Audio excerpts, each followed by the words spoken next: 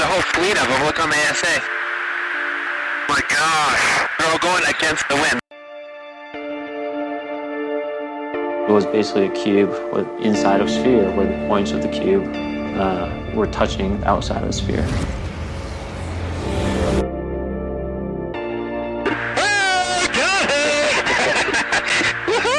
Roger. There's troubleshooting machines out here.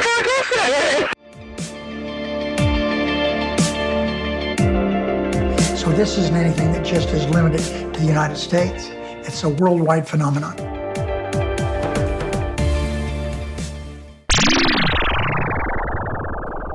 Billionaire John Caldwell once said, "If I'm lucky, I only get recruitment wrong 70% of the time." But how is it we accept being wrong so much of the time?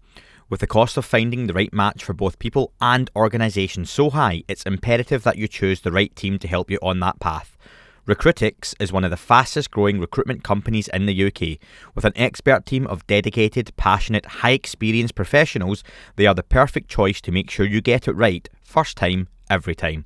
With a range of departments covering almost all sectors, it doesn't matter if you need a highly specialised IT professional, a boots-on-the-ground salesperson, accountant, mechanical engineer, or anything else, they have the expert team in-house to ensure you find the resources you need. As a friend of the podcast, they will offer all new organisations wanting to give them a try heavily discounted fees to 10% of per annum salary, representing an enormous saving compared to the rest of the market.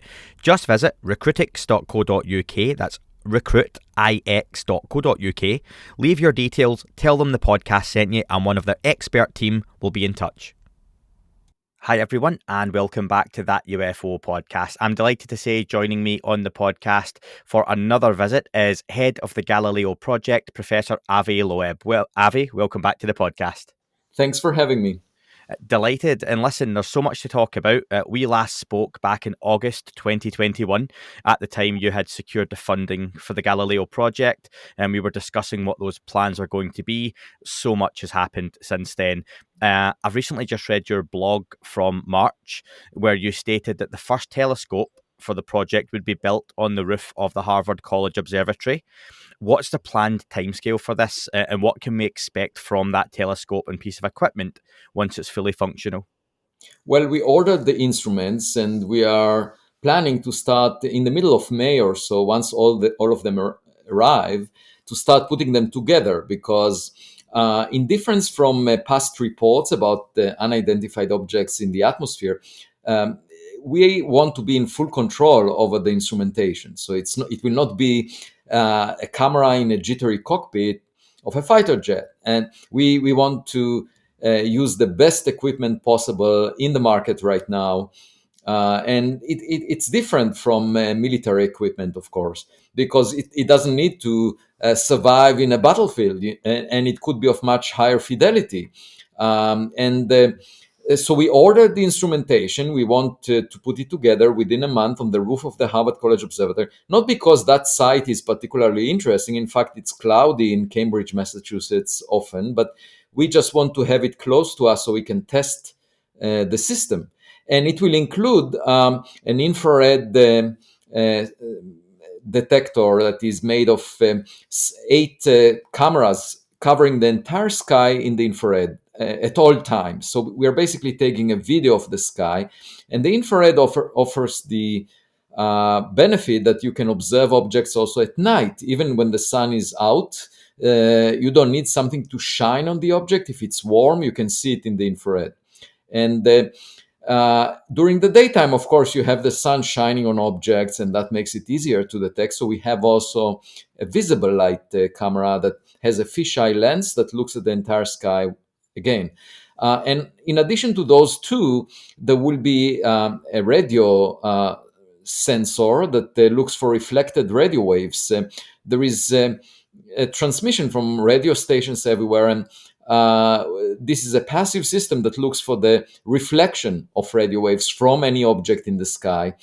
And then in addition, there will be an audio system recording sound.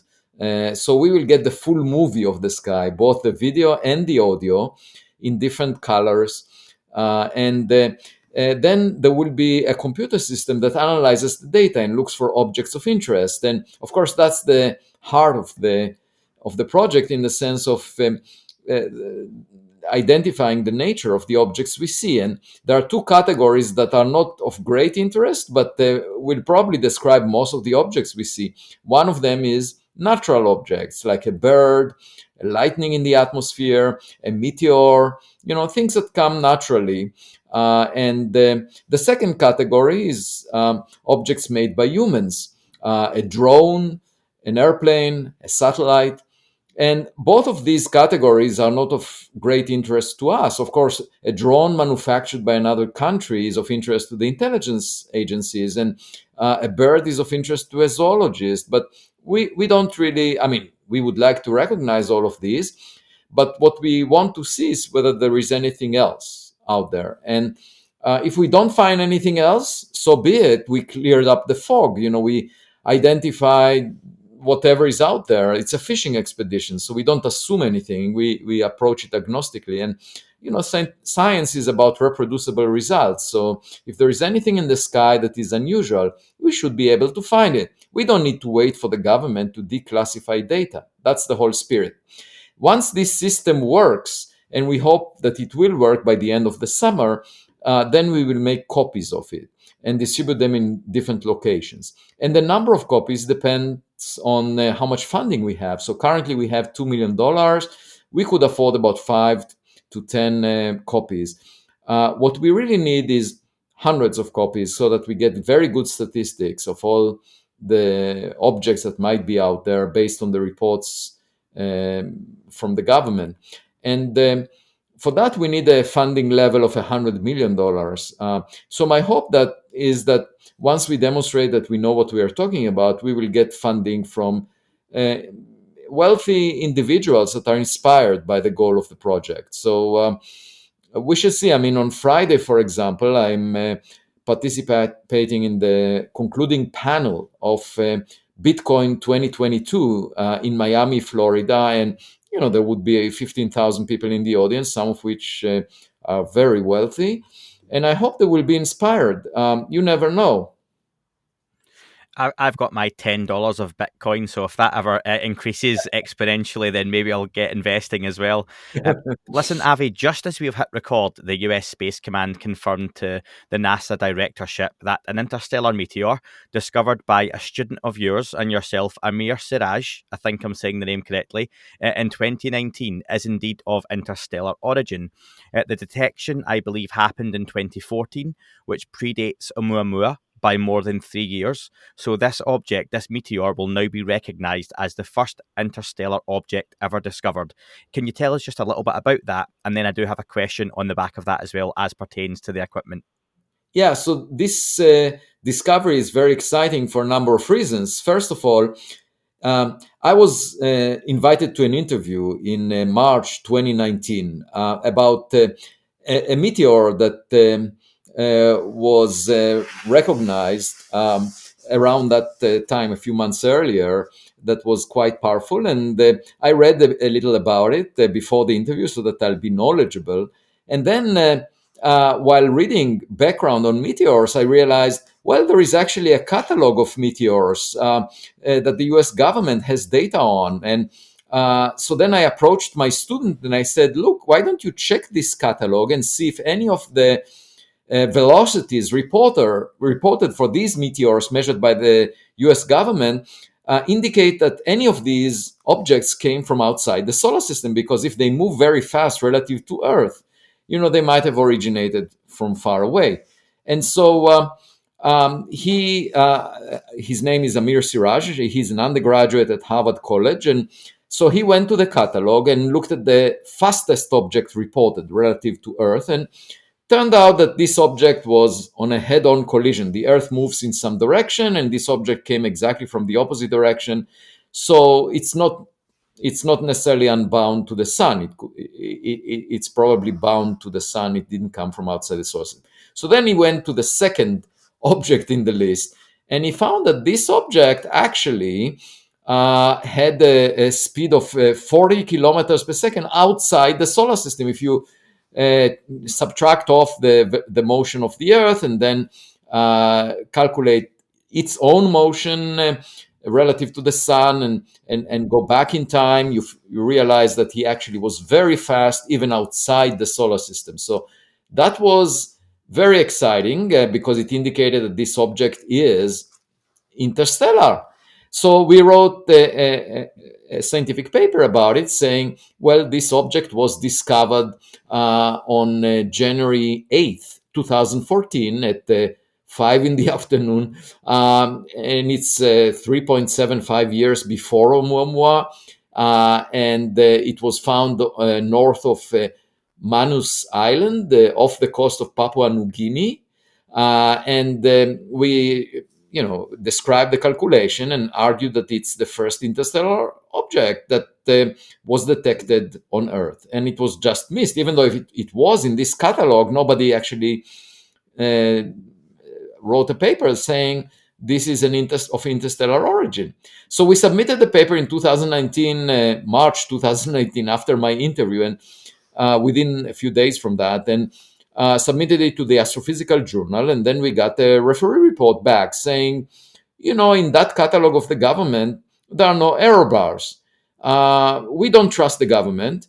It's most likely this object has large uncertainties in the measurement.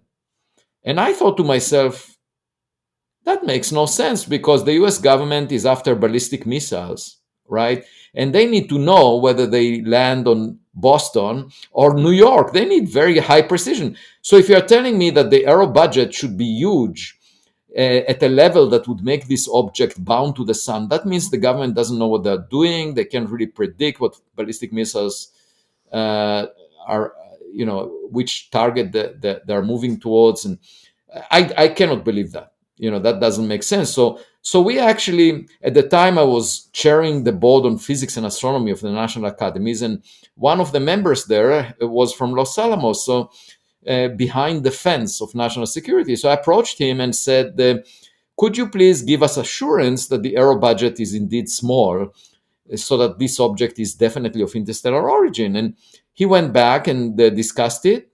And then we got an email saying, yes, we can assure you that it's interstellar. So then we went back to the referee of the Astrophysical Journal and said, look, we got this assurance. You should accept the paper for publication. And the referee said, no, I don't believe the US government. This is not a public announcement. The paper is rejected. And you can ask yourself, why was this referee or referees, there were several of them, so hostile? My answer is, because they're quote unquote experts. They worked in this field for decades. They do not like the idea that someone else that is new to their field makes a discovery. So they would try to find any reason to dispute that discovery, even if it says the US government doesn't know what they're doing. So the paper was rejected and, just sat on our desk for 3 years now. So in the meantime, we of course informed people that assured us that this is interstellar and said, look, we need a more official announcement. And gladly, after 3 years, you can see how long it takes to declassify error bars. They didn't actually declassify the error bar. They just made a public announcement from the Department of Defense, the United States Space Command, and the letter is available for anyone to see. It was sent to the Directorate of NASA under the leadership of Thomas Zurbuchen, who is responsible for all the science done at NASA. And in that letter, they explicitly say that the discovery of the Meteor by my student Amir Siraj and myself is indeed a discovery of an object from an interstellar origin.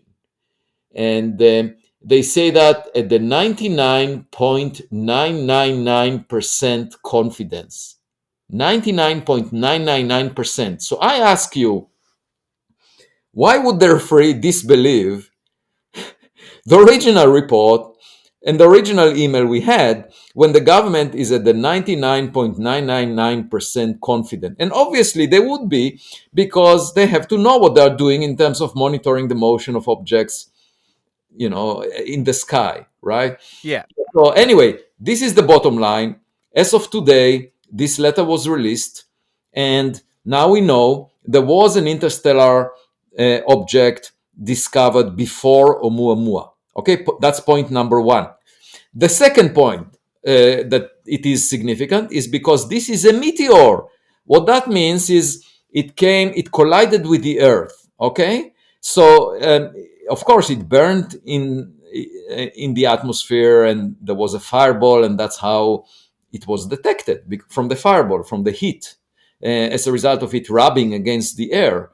But something, some relic of it may have landed in the ocean. So we can put our hands on it. So there are two possibilities. Either this interstellar object is natural, like people suggested about Oumuamua. Maybe it's a nitrogen iceberg. Maybe it's a hydrogen iceberg. Maybe it's a dust bunny. Well, clearly this one is not a dust bunny, because a dust bunny would not burn up like a meteor. Okay, so here is an interstellar object that is not a dust bunny. And, if any piece of it landed in the ocean, we can put our hands on it, which we cannot do with respect to Oumuamua. So that's the second reason why it's interesting. And I suggest, let's go and search for it. It's very exciting, and it got me thinking, Avi, that with the equipment that you're trying to get, let's talk about that first telescope that's going to be on the roof of the Harvard College Observatory. What sort of timescales will it take from the telescope picking up an object of interest, like that meteor, it being tracked and observed by your team, to your team having sufficient data to decide on a course of action? Are we talking minutes, hours, days, or potentially longer? Oh, if we do detect a meteor, then we immediately know that, right? And then meteors are reported as soon as they're discovered, but you need to cover a significant chunk of the sky to see one of them, because they're rare. And let's say not a meteor, that's something more anomalous that you're picking and detecting. Yeah. So we will know immediately if there is something unusual. The question is, how quickly will we release the data? We need to go through a procedure where we check that it's not a fake object, it's not an optical illusion of the instruments, that we trust the data, and that it's not something natural, like something that is not of great interest, and it's not a drone, not the human made. That may take some weeks or at most a few months, but eventually we'll release the data. So the only issue is really for us to be sure not to cry wolf, unjustifiably, because then we lose credibility.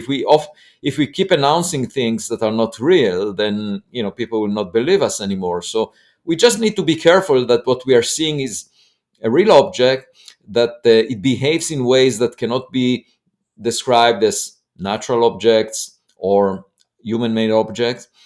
And of course, once we verify that, we'll be delighted to share the data with everyone. What steps have you put in place to future-proof the technology?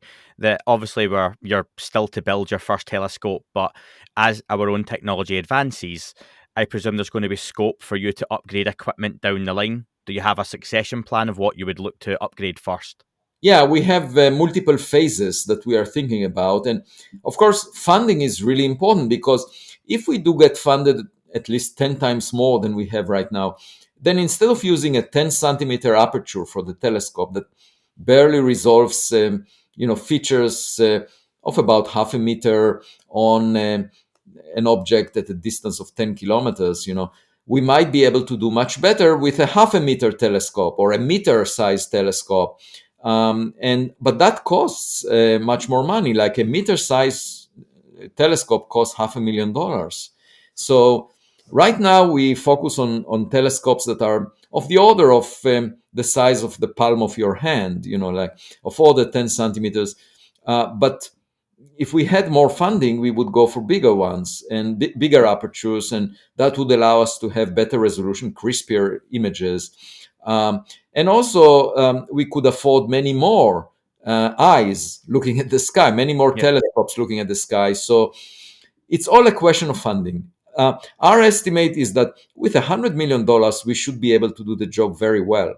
And that's really my goal, to inspire people that can afford funding the project. And, it's not a lot of money when you consider scientific projects. This is sort of mid-size or even small project relative to the big ones. The biggest projects like the James Webb Space Telescope or the Large Hadron Collider, they are 100 times more expensive. They are $10 billion. Here we're talking about 1% of that budget to accomplish everything we want. So it's really not a lot. The field of ufology, UFOs, is very much still in its infancy and changing all the time. It can be hard to speak to people who are so science and data driven because it's difficult to not go into the speculative side of the subject. However, if you'll allow me for one moment, many people would claim that the craft or UAPs are potentially using anti-gravity technology. That's something that's quite common. Would it be pertinent for people like yourself and the Galileo Project to look for signatures like gravitational waves? And could you potentially track these using LIGO or other laser interferometers? Okay, so let me first say what is known in terms of the current science that we know about. First of all, according to Einstein's theory of gravity, you can get repulsive gravity. And in fact, you get it when the vacuum, the vacuum is what you have when you remove all the matter. So when the vacuum itself has some mass density, mass per unit volume, or energy per unit volume, you can show that in the context of Einstein's theory of gravity, that gives you a repulsive force. And actually, we observe it. So Einstein thought, well, it's a mistake of my theory that, it gives this so-called cosmological constant, that has to do with the energy of the vacuum. He thought, I should get rid of it because otherwise, he was thinking about it just to balance the expansion of the universe. At the time, he thought the universe doesn't expand. So he thought having a repulsive force of gravity balancing the attractive force of matter would make the universe static, not expanding, if you have a perfect balance between the two forces. But then he realized he was wrong because Edwin Hubble argued the universe is expanding, and Einstein said, that was a mistake. I shouldn't have thought about this repulsive gravity. But it turns out that it exists. And in fact, even though the universe is expanding, its expansion is accelerating recently. And that means that there is something pushing galaxies apart, a repulsive gravitational force, which is believed to be a result of this cosmological constant, the vacuum energy density. And so it exists. We know of that. What is the nature of the vacuum energy that is causing this expansion? Where does it come from a fundamental physics point of view? We don't really understand that, okay? But the existence of a repulsive gravity, anti-gravity, is known to be real because the Nobel Prize was awarded for that, for the discovery of the accelerated expansion of the universe. So the universe is not only expanding, it's expanding with a speed that is increasing over time, as if something is pushing everything apart. And that happens only in recent history. If you go back in time, early on, the density of matter was so large, much larger than the density of the vacuum. The matter density dominated, the radiation density dominated, and at that point, gravity was attractive. So it's only a recent phenomenon over the past half of the age of the universe that matter and radiation were diluted enough for the vacuum to take over and dominate and show this accelerated expansion. Before that, it wasn't really important, except maybe very early on in the universe. Okay, so that's what we know. Now, that doesn't mean that we can manipulate the vacuum and sort of engineer it to propel things based on what we know. We don't know how to do that. Let's put it that way. We don't know how to sort of excavate the vacuum and use it for propulsion. But that doesn't mean that it cannot be done. I mean, perhaps a more advanced scientific civilization would be able to do that. So I wouldn't rule it out. It's just that we don't have any idea of how to do that, how to, propel something using the vacuum. We don't know how to do that. And the other thing I would say is gravitational waves are really difficult to excite But even if you excite them, it's, in order to produce a meaningful level of a gravitational wave so that we can detect it with an observatory like LIGO or the future observatories that we will build. What you need is a very high concentration of mass, like you get in a black hole. But the point is, if you have that concentration of mass, just the Newtonian effect, forget about gravitational waves, just the fact that you have this mass that is a very large mass in order to generate strong waves, that mass by itself acts on anything on Earth using, based on Newton's law of gravity. Okay, so just like the sun acts on us or Jupiter acts on us. So before you even worry about gravitational waves, there would be this Newtonian effect that would move things around, and we would notice it because the oceans would show a tide. And so don't think about gravitational waves as if that would be the only way we would learn about a massive compact object that, because long before that, there would be effects like on the oceans, a tidal effect due to the Newtonian gravity that would move the oceans around in a way that is noticeable. So I would suggest not to think about gravitational waves as a good way of detecting objects, because there are much bigger effects that come into play before gravitational waves affect us or are measurable just based on gravity. I'm saying there are other effects based on gravity that are much stronger, like the Newtonian force of a passing object. So it's very difficult to generate detectable gravitational waves without producing a strong Newtonian force. That's my point.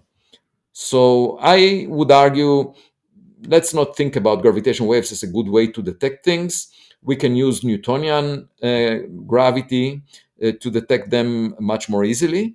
And on top of that, there are other things that we can observe, of course, using light, radiation, either reflected off the object or emitted by the object. Much easier to detect. Much, much easier. Thanks for that explanation, and some of the more scientific-minded people, I'm sure, would have appreciated the detail you've gone into as well. Something you've talked about in the past, Avi, is looking for strange fish, and the idea that hopefully we could capture that amazing picture, that photograph, that data of something truly anomalous. If you did, as part of the Galileo Project, capture this strange fish, how do you go about releasing that to the public? You mentioned, obviously, you would release that to the public. Would there be some sort of press release or an event? What would that look like? Well, first of all, we would, as I said, make sure that we understand how the data was collected and that what we are dealing with is real and it's not easily explainable as a natural phenomena or human-made object.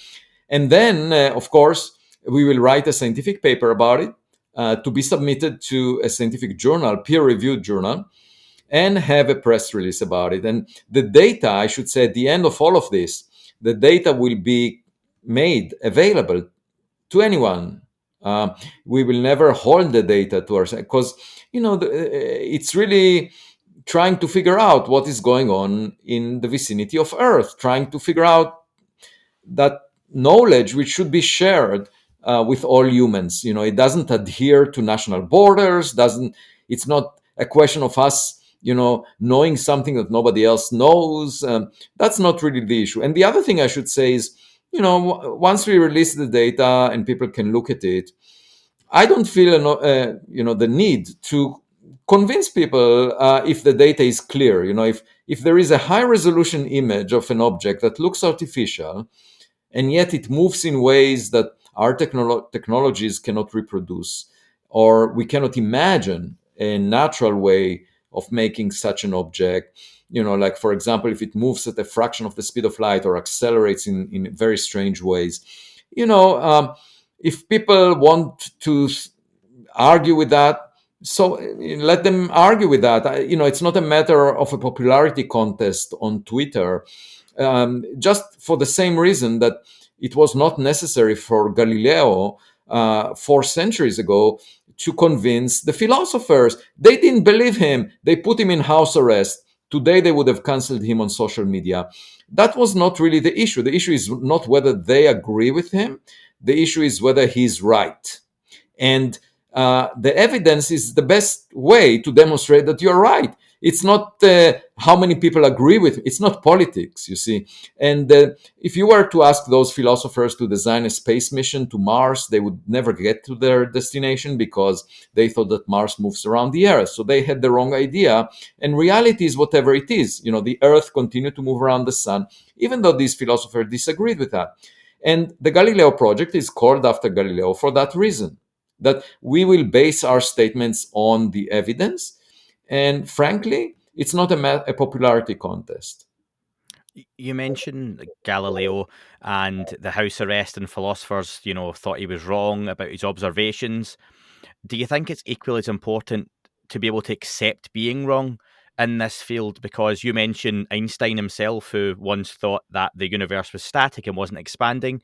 But when he finds out actually it is, he can admit, do you know what? I never thought of this, or whatever that was.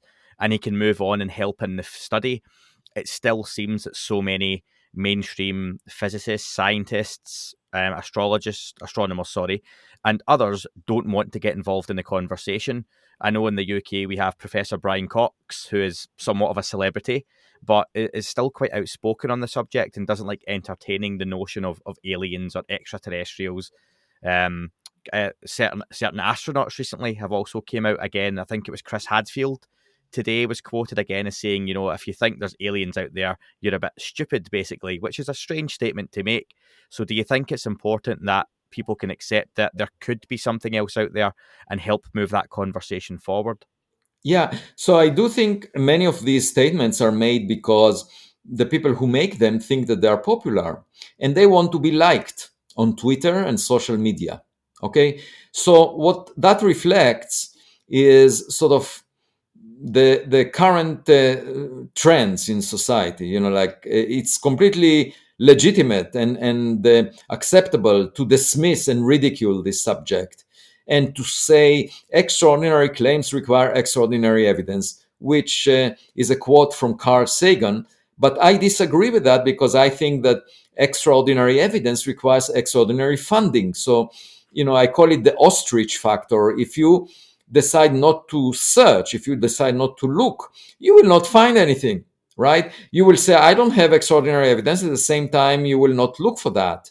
And if you look, for example, at the search for dark matter, there were billions of dollars invested in that, and we haven't found it. So if we search for technological equipment for 40 years and invest billions of dollars and not find anything, we would be just at the same point as dark matter searchers are today. So my point is, those people that ridicule the subject, why don't they ridicule the possibility that dark matter is made of the lightest supersymmetric particle? After all, not only that is a possibility that was not verified by experiment, so you can call it a speculation, but also we invested billions of dollars searching for that and didn't find it. So you should ridicule it twice. After investing the billions of dollars, we didn't find it. It's not just that it was a speculation to start with. And yet, that is part of the mainstream. And you won't hear these people saying anything bad about the speculation that the dark matter is the lightest supersymmetric particle. Even though we invested the money, we didn't find it. Okay, you won't hear them criticize it. And yet, in terms of searching for something like us that sent equipment to space, searching for those relics, which is not as speculative and would have huge impact on society if we find it, there is this ridicule. And the way I see it is just, as a result of social norms at this time. It has nothing to do with the evidence because, as I said, on the nature of dark matter, we actually searched and didn't find. So that's even a worse point to be in. Here, we didn't even search. So how can that be? How can it be that people have resistance to the actual search? And the point is, if you don't fund the search, you would never find anything. And the Galileo Project tries to break that mold. And my hope is to bring this subject to the mainstream of physics, where it belongs, because the public cares about it, the public finds science, and we should just search. Now, if we don't find anything, so be it. We will report whatever we see, and we will use the scientific method. And that's the way science works. I just cannot understand why people would ridicule the possibility that something like us existed 1 billion years ago on another planet that sent probes. That I don't think Albert Einstein was the smartest scientist that ever lived since the Big Bang. Now, I'm hoping when you go to this Bitcoin event that some of those investors with big pockets and deep pockets give you some of the money you're hoping for, if not all of it. We keep hearing that there are connections potentially between anomalous objects, UAP, and on the water. And we hear about also nuclear facilities, nuclear technology. Does any of that come into your thinking with if you get the opportunity to put multiple telescopes and sensor systems up, that you would hope to set something up close to nuclear facilities or near bodies of water that may be of interest? Yeah, so the one thing you find if you look at all the reports on UFOs or UAP is that the number of reports is highly correlated with population density. And that's simply because there are more eyes at the sky in places where humans are. And moreover, military facilities, nuclear facilities are being monitored all the time. So the fact that there are lots of reports coming from those facilities doesn't mean that there is more activity there. It just means that these regions are monitored more often, at least to zeroth order. That's what you conclude when you look at that. And in my mind, it's quite possible that these things happen everywhere. That we should just go to places, everywhere on Earth and see if we can find evidence for that. But of course, when we choose the locations, the sites where we want to put our telescope systems, we will take that into consideration. But we will make sure that we don't violate the law. We can't go into areas that are classified. We will try to look at the sky from vantage points where there is no conflict with national interest, not national security interest. Of course. And I wonder, Avi, you talk about reproducible results as really important within science. It's the be all and end all in terms of, being able to reproduce that data. If you find one of these telescopes particularly is picking up objects over a period of time, are there plans to potentially, I'll use the phrase bait, or try and get one of these things to come out via any methods, or is it purely observational? Yeah, first, my philosophy is getting passive data, basically observing it from a distance, just like you go to the zoo and you look at the giraffes and the elephants and you try to see what they're doing and learn about their nature. Okay, but if you do find something unusual that came from outside of this earth, the question is what to do.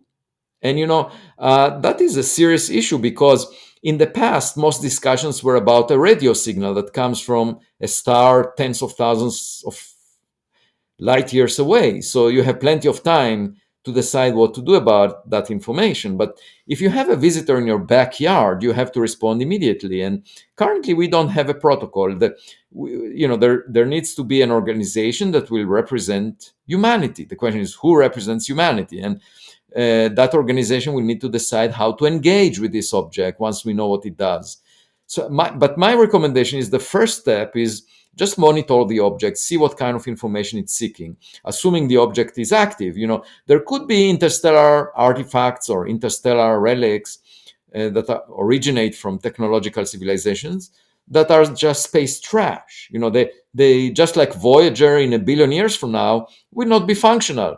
And there may be a lot of trash out there. If we see a meteor that happens to be technological debris, some technological relic, it might be just trash. It will not try to seek any information. It will just partly burn in the atmosphere, then land, and we could see that it's technological.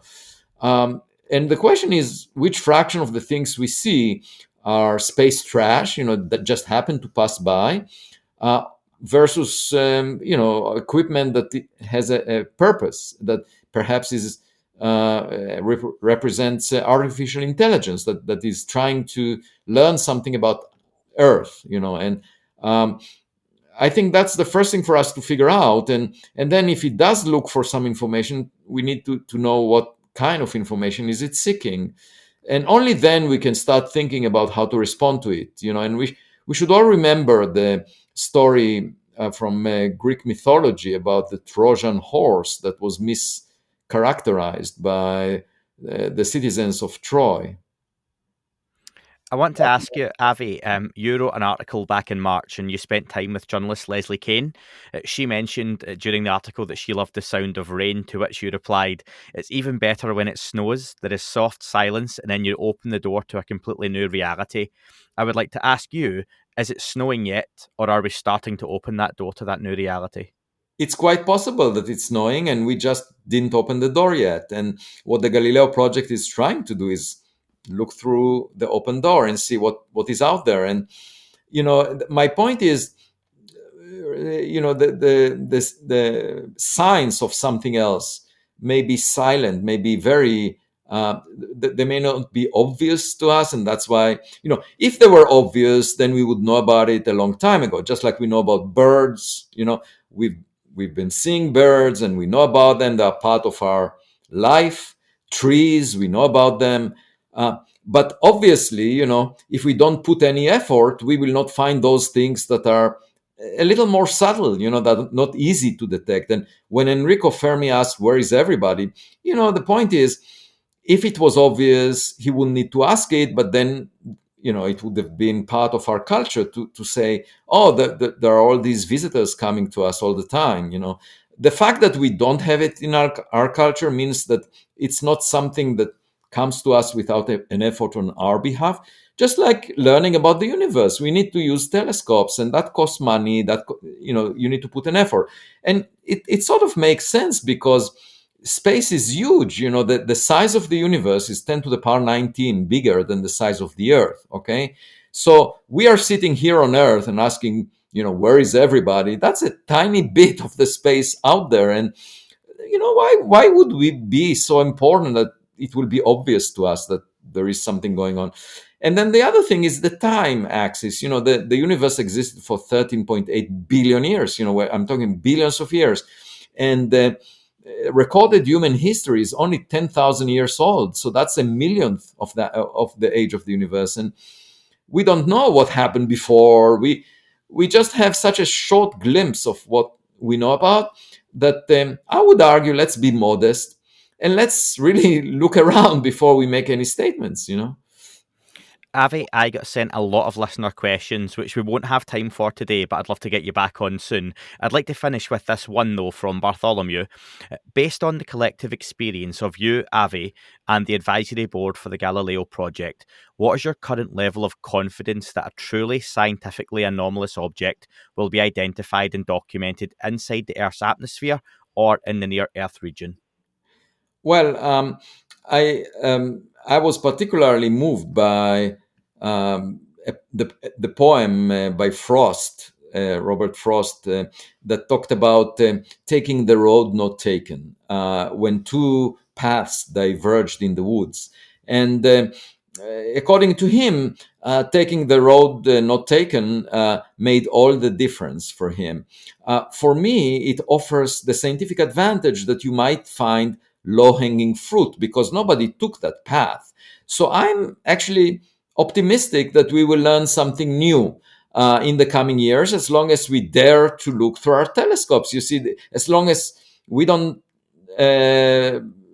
get pushed away by the naysayers that say we know the answer in advance, we don't need to look through telescopes, which is pretty much the approach taken by philosophers during the days of Galileo. So my point is, if we go out and search, I would be optimistic that we will maybe find something new, just because nobody tried that before. You see, I mean, there are anecdotal reports from the government, which is the most conservative organization, and from the first interstellar object, Oumuamua, that there is something strange going on. And that's intriguing for me. It's not conclusive, but it's intriguing because it already says, there are some anomalies out there. So to figure out what they mean, we just need to get better data, not listen to those people on Twitter that dismiss the subject. Avi, we'll have to get you back on as soon as possible to get through some of those listener questions, but I appreciate how busy you are. And again, thank you very much for your time. Thanks for having me. That is all for this week's show. Thank you very much for listening. Please remember to leave the podcast a review on your chosen platform. You can like, retweet and subscribe. That would all be very much appreciated. The shows are being uploaded onto YouTube as we speak more and more. You can sign up at patreon.com/That UFO podcast to access the shows ad-free as well. Please get in touch on Twitter, Facebook, Instagram, That UFO podcast. Of course, on Twitter, it's at ufouapam. And again, folks, as always, keep looking up. You never know what you might see. It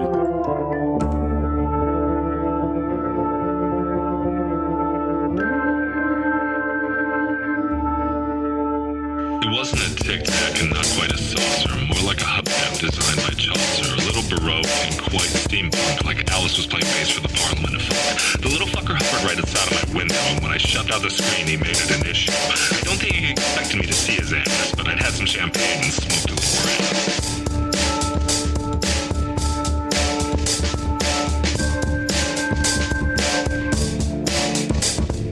Meditative gamma state full on meta. Can't imagine how it could have been any better. I got to the top of the stairs and there he was. Like, you awake? I was about to abduct you, cuz.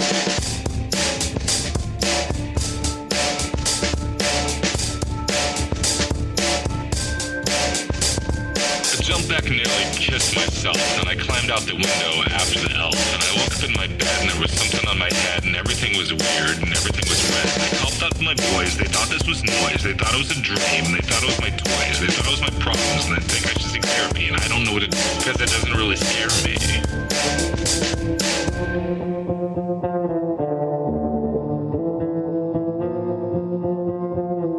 If you really want to know who I think I be, I think it's you and me and us and we and him and her and that and she and that thing over there and what's that, Jay?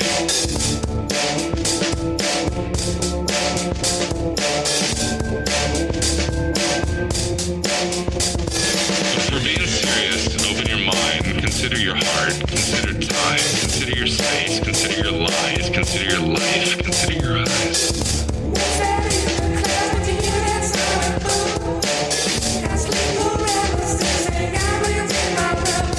It wasn't a tic-tac and not quite a saucer.